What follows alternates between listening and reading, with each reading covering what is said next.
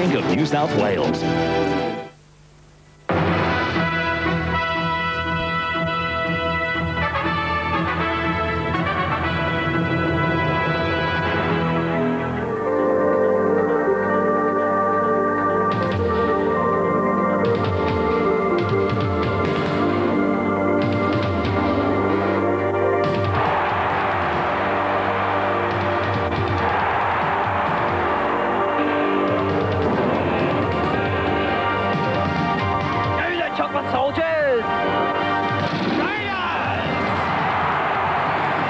I just want to celebrate another day of living.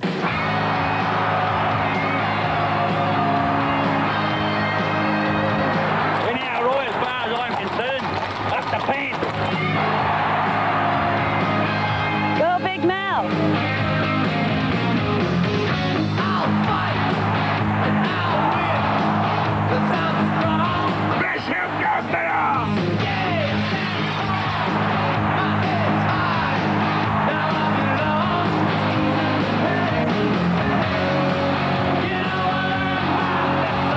The plank, Raiders.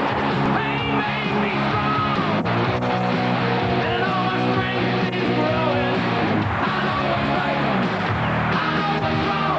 'Cause I'm bound for glory.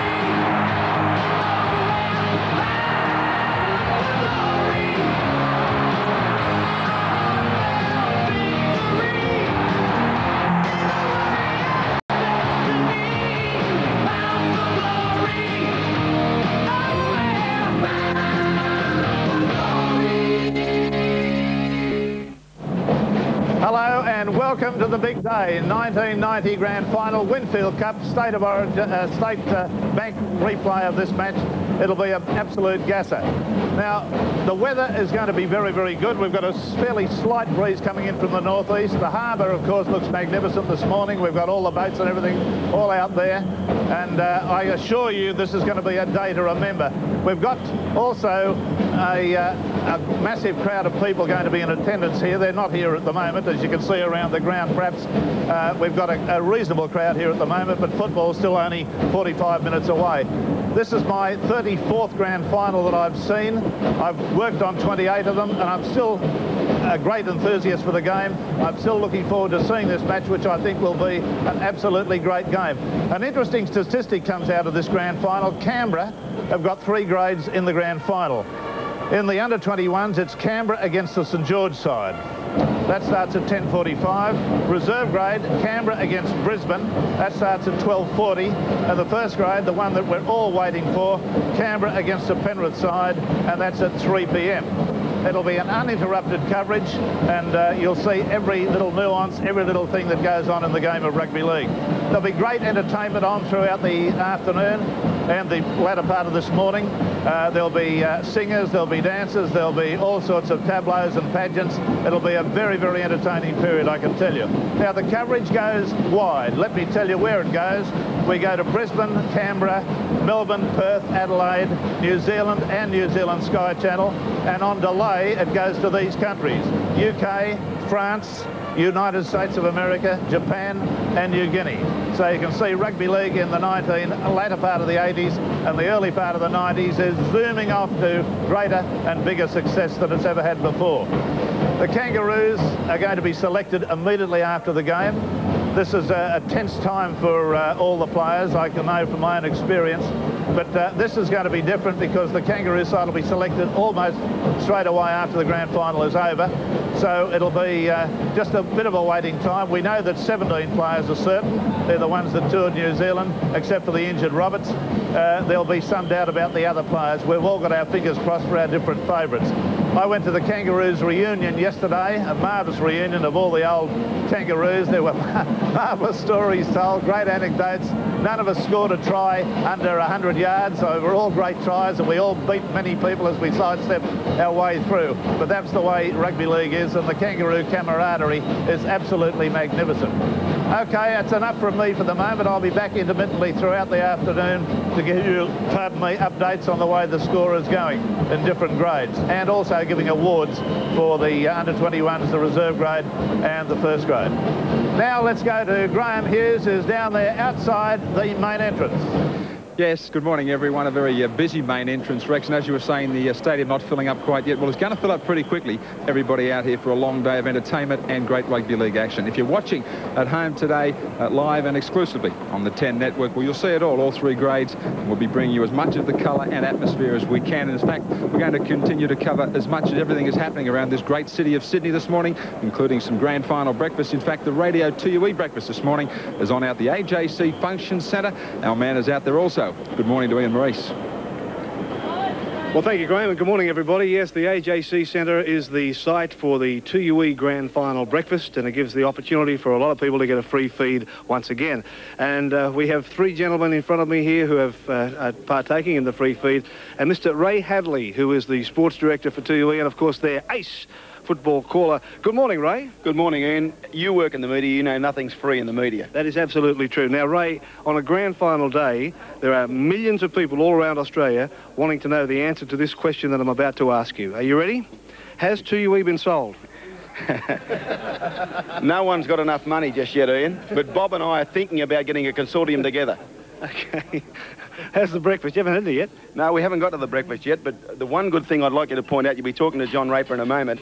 John will, along with his other selectors, select the 28-man Kangaroo squad, and I'd like to just illustrate to all your viewers that that's exactly what John's drinking from 7 o'clock this morning right through until the end of the game. I always drink that. Till the end of the game, till the end of the Kangaroo selection? No, to the end of the game. No, to the end of the, no, to the end of the selection process, I meant to say. Okay, all right, let's talk about the football. Two terrific teams. They really have done well, both these teams, to get to this stage. Can you pick a winner? Well, yeah, I have picked Canberra to win. I think it's a remarkable performance, of course, by Penrith to make their first grand final since joining the competition in '67. But I just feel that Canberra have it a little bit over Penrith in the fact that they were there last year, and they've got the type of players who can win grand finals. They've got Meninga, Belcher.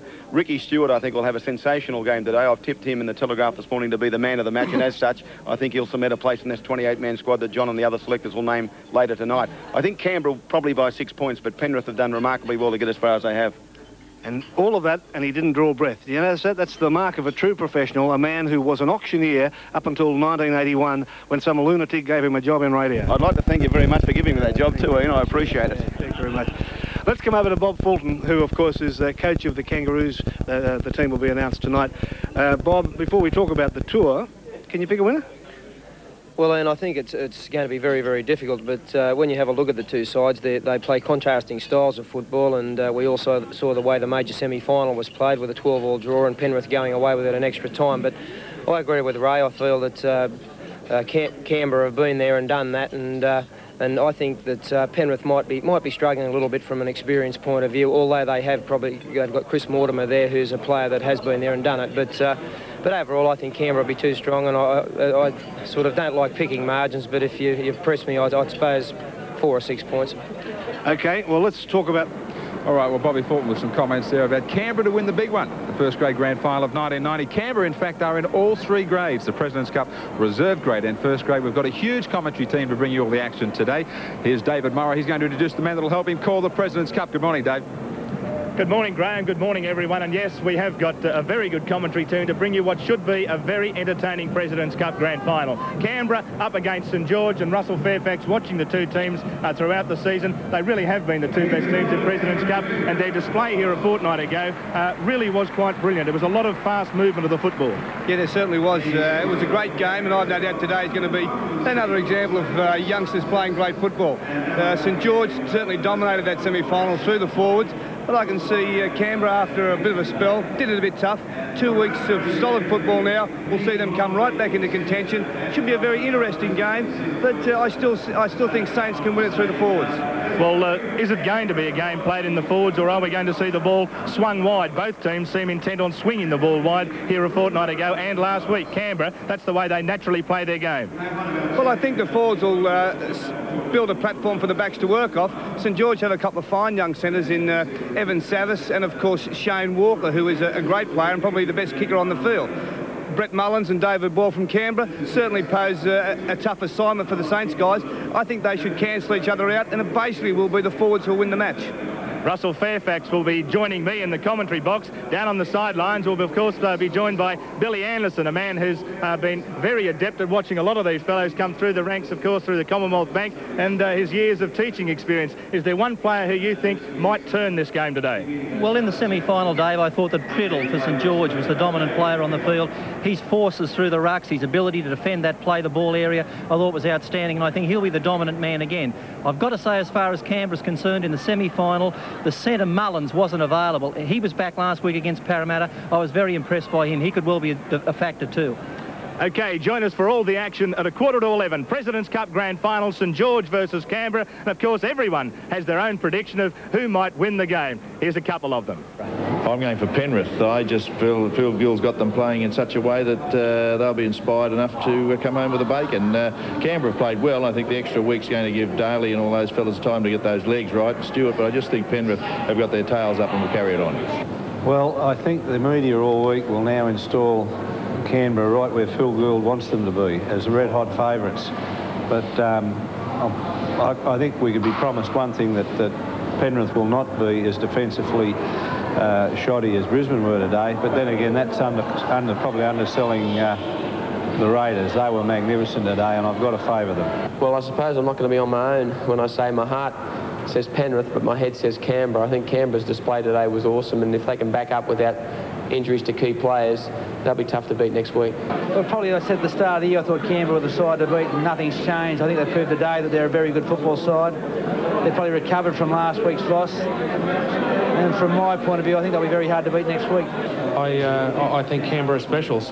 If it's a really close five, you're no chance against Penrith because they've got such a very good tight defensive line. But I think Canberra have got that sniff again now, and they realise what it's like and what's needed to win a final. And with the experience last year and the way Mal's playing at the moment with Badge on his shoulder, I think they're specials. I think Canberra will make it 2 in a row.